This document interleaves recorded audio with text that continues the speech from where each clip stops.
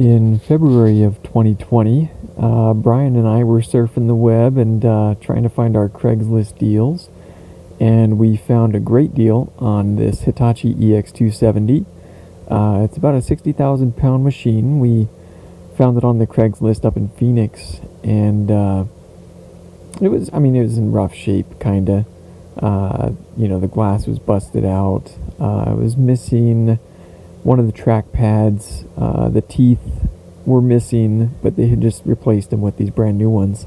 And there was some slop in the bucket, but overall, that thing fired up on a dime. So since it was a good deal, we figured that we'd spent thousands of dollars already on renting heavy equipment. We rented that Kobelco SK210, the Kobelco SK140. We rented the four-wheel drive backhoe multiple times, I think. And so, rather than spending our money and not getting any return back for it, we were like, well, let's just buy our own excavator. And this one fit the bill. So we went up and we purchased that, and we had it transported down to Tucson. It was kind of funny, the transport company that we went through, they had too small of a trailer that wasn't rated for that size of excavator. So we had to blow out on the way down, but we got her down safe and sound. So as you can see in this part of the video, it removes about a little over half a yard per scoop. And just like the other excavators, there's about a 15 to 20 second turnaround time of, reaching down and then doing a 180 and tossing the dirt. So right here, Brian is digging probably 20 feet just west of the silo opening. He's just throwing the dirt up high so that he can come up on the very top tier and throw it up and make a big pile for me to push with Alice. So Brian, he was the primary operator of the excavator, or we called our excavator Thor, if you haven't watched our other videos yet. That was what our kids ended up naming it. It definitely looked like a Mad Max scene whenever we go out there. And so this part right here, this is when Brian got a wild hair and was like, you know what?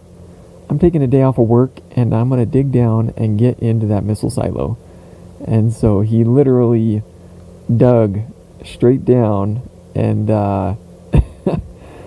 found the opening to where the long cableway met up with the missile silo, and found that opening. And from there we ended up taking out all the rubble out of that opening, and we got into the missile silo. So that was pretty cool. He also dug down and exposed the 60-foot diameter cap covering the missile silo. So right here, this is looking out west of the property. You can see this is all the spoil, all of the dirt that we removed from the excavation, and we've just been pushing it out and pretty much leveling the property off. This is a big junction box, concrete junction box that Brian had pulled out of the dirt when he was excavating around the pit, and just using the excavator to roll it over next to the hardened antenna silos, and that's where it sits today. It's about a 6 by 6 by 6 concrete box. They filled it up with grout, but you can still see the original cabling that's coming out of it. There we go, there's the Quonset hut. It doesn't have the sides on it yet. Panning up to the north, there is the 100,000 gallon holding tank. Yep, we got a lot of pan shots, so you can kind of see more of a 360 view of what we've been up to.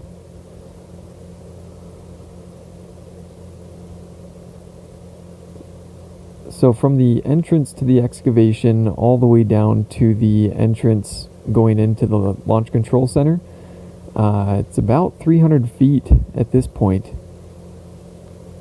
Oh, right here, this is our entrance going down into the missile silo now. This kind of vertical, unshored hole going into there. And so we figured that wasn't very safe. And so we got this 4-foot in diameter culvert pipe. It was about 25 feet long. And we put it into that hole at an angle and slid it into that 10-foot in diameter opening going into the silo. And that culvert is at about a 30-degree angle going in there. And we buried that back up. And right here, this is us bringing down a large piece of metal that we could put over the top of the of that entrance going into the missile silo, just so that people wouldn't trespass and go in there and, you know, get themselves hurt.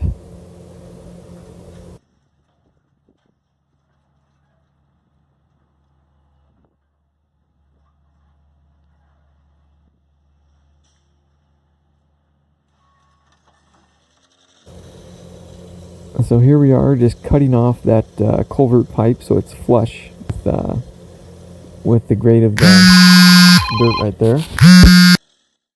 Here's another pan shot of just after it had rained out at the Atomic Ranch, and it's kind of gave me a good indicator as to where the water will pool up as we get more rain, especially when the monsoons come, because when they do, we don't want all of the water to funnel down into the bottom of our excavation, which leads right into the Launch Control Center, because that would be a bad day if it filled up our control center with all that runoff. So as we've continued our excavation and our efforts there, we've been making water catchment areas, which we'll get to later. So here we go. This is a vertical piece of culvert material. It's about 5 feet in diameter and 6 feet tall. And we placed that right on top of where the 4-inch culvert, or 4-foot diameter culvert, goes down into the missile silo. And that sticks up 6 feet, and we've been filling around that with some of this extra dirt that we've been pulling out from our excavation. So eventually that 6-foot tall culvert will actually be covered completely all around it, and we'll make a nice cap or door for it so that we can get into and out of the missile silo more easily. Right now we could get in there probably in 20-30 minutes with the use of Alice. So here we go. Here's Brian in his little Toyota pickup. This is one that our dad had for many years, and he'd use that as his commuter truck going in to the fire station when me and Brian were kids. So here's Brian driving down into the excavation. He can usually go in there in 2-wheel drive, but on his way out he needs to go into 4-wheel drive just because of that steep edge right there. You can see that that culvert pipe sticking out of the ground right there. We backfilled around it, smoothing in the sides on the south side of the excavation. Went out there another day, smoothed in some more, probably another 50-60 feet of that south side.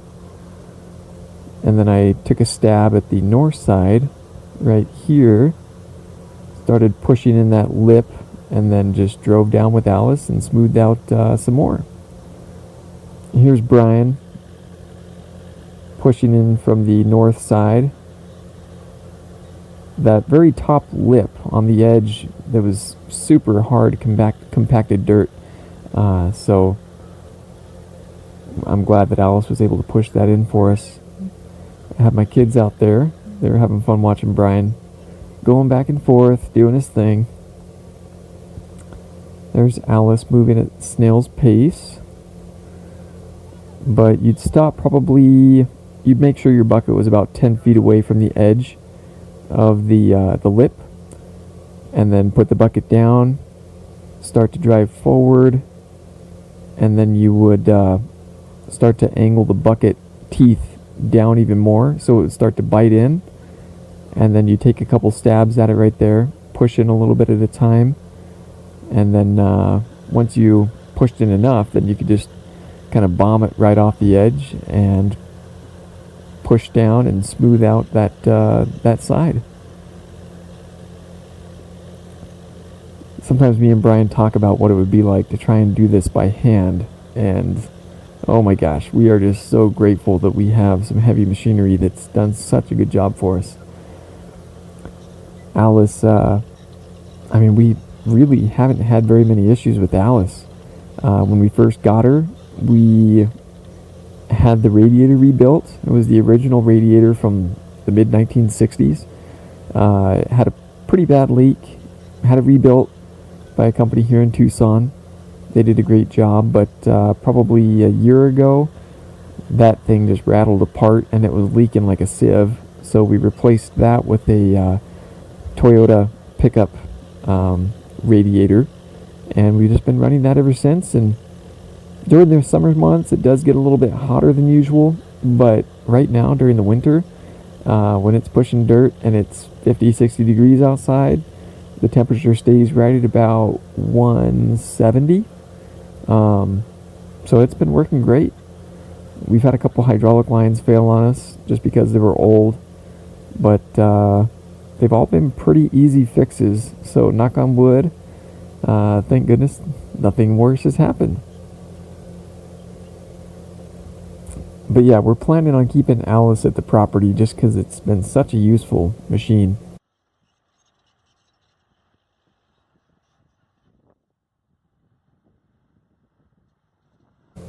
This is over at the northwest corner of the excavation. Brian's starting to push out over there on the west side. This is looking from east, looking west. You can see how we made some water catchment areas around the property so that when we do get a more substantial rain, it'll catch that water. We ended up making some roads going around so we can drive up on top of the blast lock. So we have multiple rings going around the whole property. There's the lower ring, the upper ring, and then there's the top that you can drive all the way around. So it's always an adventure out here at the Atomic Ranch, and glad you guys have been watching. Hope you all have a good day.